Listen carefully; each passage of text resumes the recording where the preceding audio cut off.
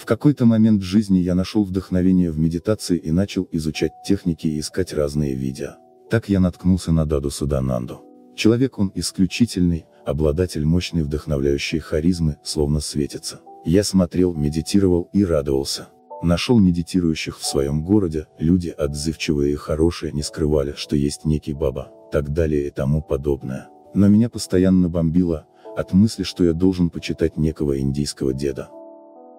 По прошествии некоторого времени и путем конфликтов идей я пришел к тому, что этот Саркар человек хороший, раз придумал такую хорошую секту, направленную на добро. Дальше, углубляясь в учение Ананда Марги, я узнал, что этот баба возомнил себя богом, что снова вызвало бомбление у меня в разных местах.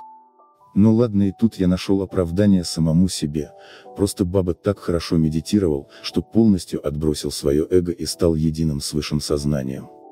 В какой-то момент я даже почувствовал, что испытываю очень теплое чувство к бабе. Я начал искать на ютубе видео с ним. Я на самом деле верю в высшее сознание, вера во что-то такое была всегда со мной, даже тогда, когда я считал себя атеистом и часто шутил про Бога, религию и святых людей, я все равно в глубине души знал, что есть некая энергия, откуда мы пришли и куда уйдем. Видимо, оно и натолкнуло меня на видео, критикующее Ананда Маргу, ведь раньше я старался не обращать внимания на такое.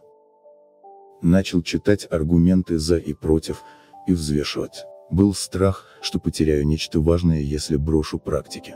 И сидя на унитазе, как ни банально, на меня снизошло. Страх – это моя слабость, я боюсь потерять некий, недавно обретенный смысл. И мне просто лень искать дальше, я нашел Даду Садананду, Ананда Маргу, и дальше мне нужно просто следовать их инструкциям, и жизнь удалась. Но все не так просто, сам Садананда учит, что должно быть сложно. Поэтому я продолжу изучать тему медитации и прочих духовных практик и буду хорошенько взвешивать за и против, прежде чем кидаться в омут с головой. Насчет Дады Садананды скажу, что дал он мне очень многое. Вселенная послала его для моего духовного роста. Люди, с которыми я медитирую, тоже великолепные и добрые люди, вдохновленные и живые, они дали мне многое и научили многому. Благодаря всему этому я стал гораздо лучше, чем был, и продолжу расти. Я продолжу искать свой духовный путь и не остановлюсь. Но я не буду поклоняться бабе, ибо от всех попыток принять его, меня дико бомбило. Внутри был ужасный конфликт, внутренний мир кричал, что это не мое.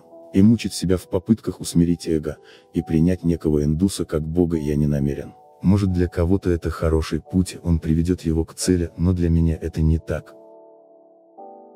Сам я медитирую по уроке медитации около года, медитирую дважды в день, пою песни и танцую лалиту мармику, но частенько от мантры Баба Намки Валам меня бомбит. Думаю при этом, что за херню я повторяю, надоело повторять одно и то же, зачем я прославляю индуса. Люблю асаны и нравится кардионагрузка от Тандавы, ее идея, что мне все под силу и что мне не страшны любые препятствия, на психическом уровне хорошо работает. Посвящение я не принял. Не успел в свое время и ждал новой возможности, но буквально пару недель назад очень этого хотел, есть во мне жажда к развитию, очень хочу прогрессировать. Думал, что получу личный урок и взлечу до небес, а на деда с фотки не буду обращать внимания, буду целиком и полностью предан высшему сознанию. Но так неправильно, это не духовный путь. Всем любви и добра, направляйте свои ресурсы на благо всего мира. Живите во имя добра и любви. Позже человечество, развившись интуитивно, они смогут увидеть. И тогда они узнают, что это он, Калки Аватар, ростом в 5 футов 3 дюйма, сделал это все.